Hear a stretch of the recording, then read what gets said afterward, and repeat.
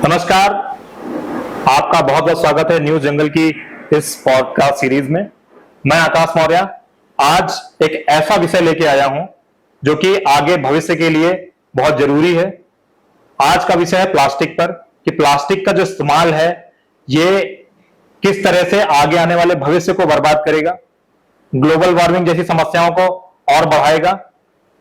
लेकिन ऐसी ही समस्याओं से निजात दिलाने के लिए आज एक कुछ ऐसे लोग हैं जो ऐसे ऐसे कदम उठा रहे हैं जो कि बहुत सराहनीय हैं। उन्हीं कुछ लोगों में से एक हैं अपना बर्तन बैंक से नेहा कटियार और नितेश सचान जी।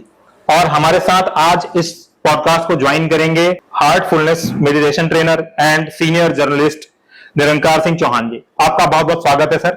बहुत बहुत धन्यवाद। तो जो आपने ये इनिशिएट किया है प्लास्टिक को खत्म करना है आगे, तो ये आपके दिमाग में कहां से आया कि कानपुर को प्लास्टिक फ्री बनाना है? देखिए, इसकी सोच तो मतलब मैं एनवायरमेंटल और सोशल इश्यूज में 2011 से काम कर रहा हूँ। लेकिन जब कोविड की शुरुआत हुई थी तो सेकेंड फेज में मेरे को तेजी से कोविड आया था। हमारी फैमिली में 3 डेथ्स हुई थी।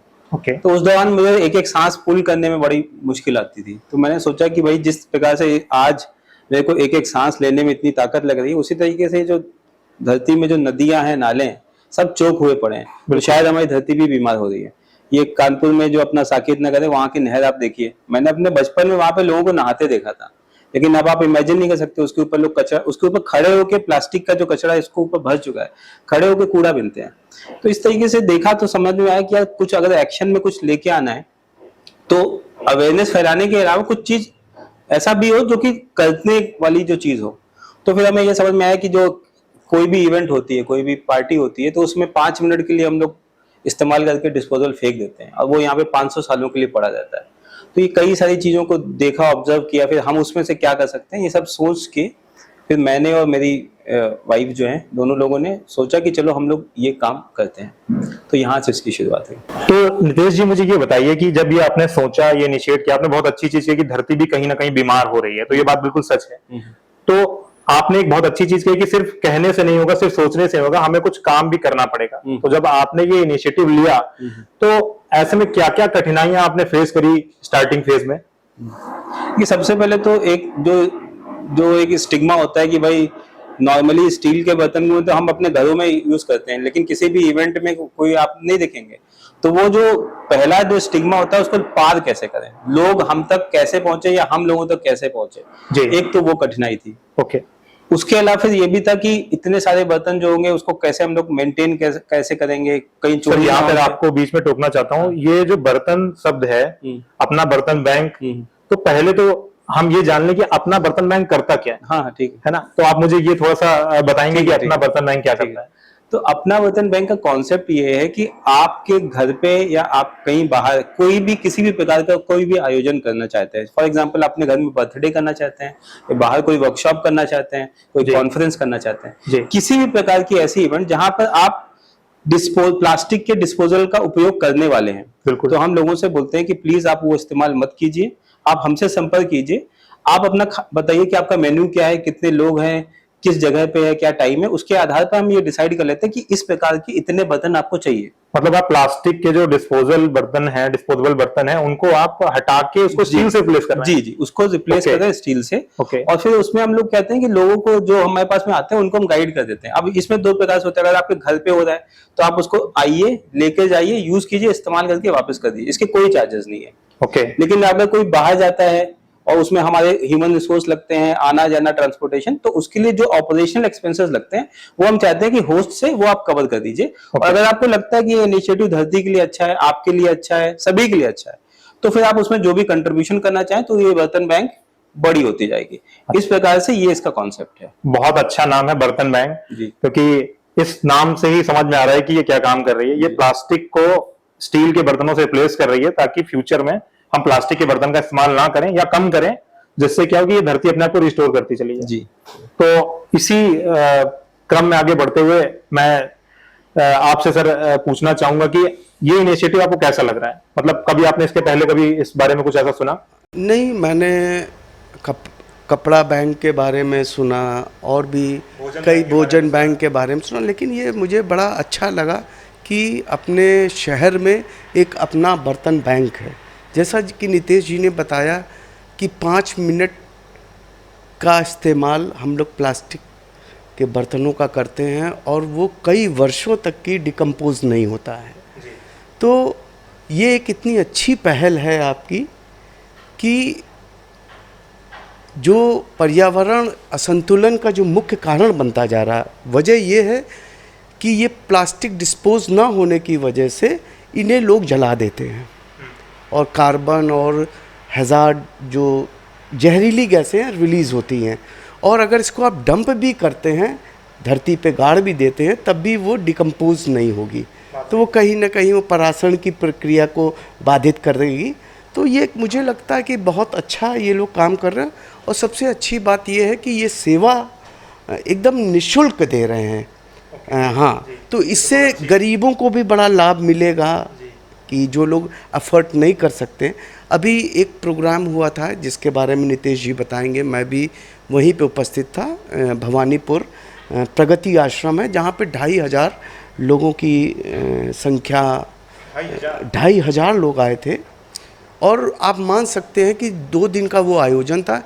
अगर हम प्लास्टिक्स को यूज़ करते तो near about 2 to 3 lakh rupees का उसमें इन्वेस्टमेंट था बर्तनों पर अपना बर्तन बैंक का मैं हार्टफुलनेस टीम की तरफ से बहुत धन्यवाद दूंगा कि आप लोगों ने इनिशिएटिव लिया, झोलों में, कई सारे झोलों में बर्तन भिजवाए, और ये कह सकते हैं कि इसका आंकड़ा तो नितेश जी बेहतर बता सकते हैं कि कितना प्लास्टिक यूज़ हमने बचाया। नितेश जी प्लीज़। ये जो निरंकार जी ने जो इस बारे में बातचीत करी, इसमें ये जो इवेंट हुआ था, ये मेरे ख्याल से कानपुर के इतिहास में सबसे बड़ा इको फ्रेंडली इवेंट था।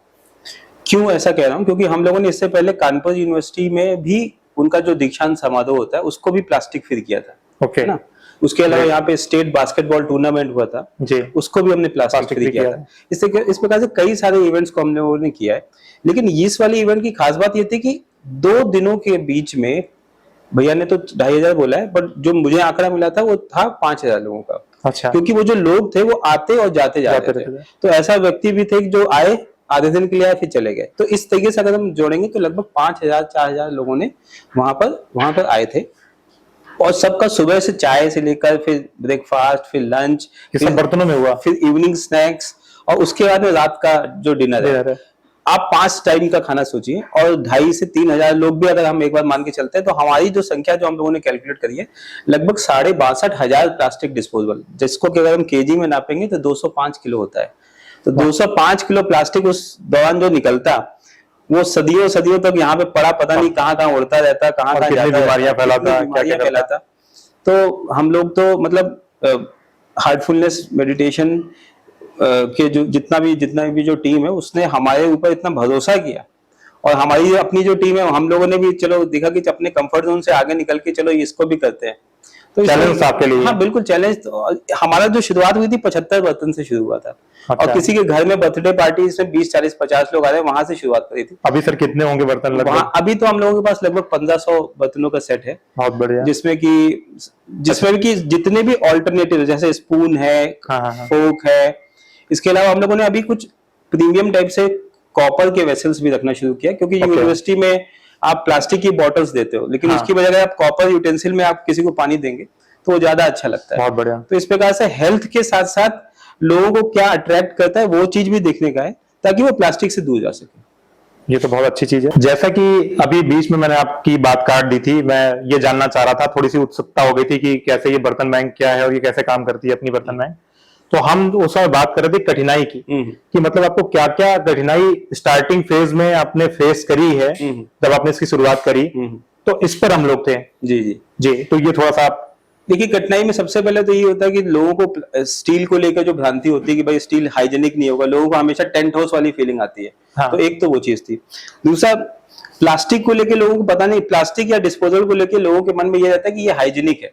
हाँ। जबकि आप ये सोचेंगे कि जो आपने आज तक कभी लाइफ में किसी को डिस्पोजेबल को धुल कर इस्तेमाल करते हुए नहीं देखा, कभी नहीं देखा। जबकि जिस सांचे में वो बना, किसी आदमी ने पकड़ा, कैसे पैक हुआ, हम लोग उसके ऊपर ध्यान ही नहीं देते। अगला व्यक्ति उसको यूज कर रहा है इसलिए हम उसको यूज कर लेते हैं बिना अपना दिमाग लगाए। तो इस प्रकार की कई सारी भ्रांतियां थी। उसके अलावा ऑपरेशनल चैलेंजेस ऐसे थे कि इतने सारे बर्तनों को हम एक जगह से दूसरी जगह लेके कैसे जाएंगे, हमारे पास में लिमिटेड लोग हैं और ऊपर नीचे करना, चढ़ाना, अगर मान लीजिए हम भंडारा करा रहे हैं आउटसाइड में तो वहां पे बर्तन चोरी होने का डर, ऐसे कई सारी चीजें थी जिसको कि हम लोगों ने एक एक करके ओवरकम किया। और शुरुआत में जब इस हमारे प्रयास के बारे में किसी न्यूज़पेपर में निकला था तो उसमें कई सारे लोगों ने हमें फोन किया कि बेटा तुम्हारा प्रयास तो अच्छा है लेकिन कानपुर में नहीं चलेगा। अच्छा। तो हम लोगों ने उनसे यही कहा कि अंकल अगर ये कानपुर में चल गया तो इंडिया में कहीं पे भी चल जाएगा, बिल्कुल सही बात है। इसलिए हम लोग यहाँ पे टेस्ट कर लेते हैं ताकि बाकी जगह आराम से चल जाए। तो जो चैलेंजेस आते गए उनको एक एक करके हम लोग सही करते गए, इस प्रकार से ये काम। आपने ये तो बता दिया कि क्या कठिनाई आई, ये बैंक आपका ये कैसे काम करता है, बर्तन बैंक क्या काम करता है, लेकिन अगर आप तक पहुंचना हो तो फिर हम क्या करेंगे? देखिए, हम तक पहुंचने के 2-3 तरीके हैं। एक तो हमारा जो फोन नंबर है जी 9120007195, तो उस पर आप फोन कर सकते हैं, व्हाट्सएप कर सकते हैं। हमारे इंस्टाग्राम का चैनल है, उस पर आप लाइक शेयर करके आप उसको फॉलो करके वहां पर भी आप मैसेज छोड़ सकते हैं। ओके।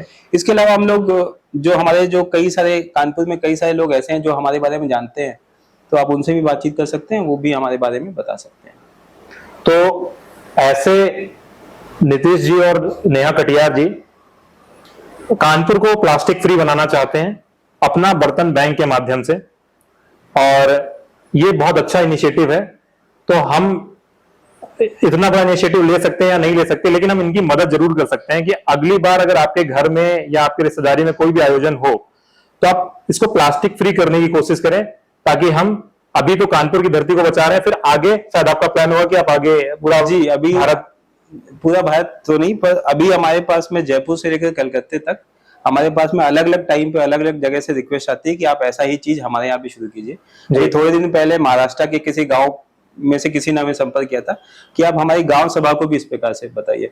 तो कुछ कुछ लोग हैं जो कि अलग अलग जगह पर इस बारे में सुनते हैं तो हमसे संपर्क करते हैं। ऐसा है। तो ये एक बहुत बड़ी मिसाल है भारत को पोल्यूशन मुक्त बनाने के लिए, प्लास्टिक फ्री बनाने के लिए, और शुरुआत भी लगभग one of the most polluted city Kanpur से करी गई है, ताकि जो है यहाँ की जो भूमि है जिसमें प्लास्टिक दबी सालों तक सड़ती और गलती रहती है, तो इसमें हम प्लास्टिक का इस्तेमाल कम करें, और जब यहाँ पर जैसा इन्होंने बताया कि सक्सेसफुल हो जाएगा वो बाकी सब जगह सक्सेसफुल हो जाएगा जी। तो आज का ये पॉडकास्ट यहीं पर खत्म करते हैं। आप लोगों का बहुत बहुत धन्यवाद आने के लिए। Thank you.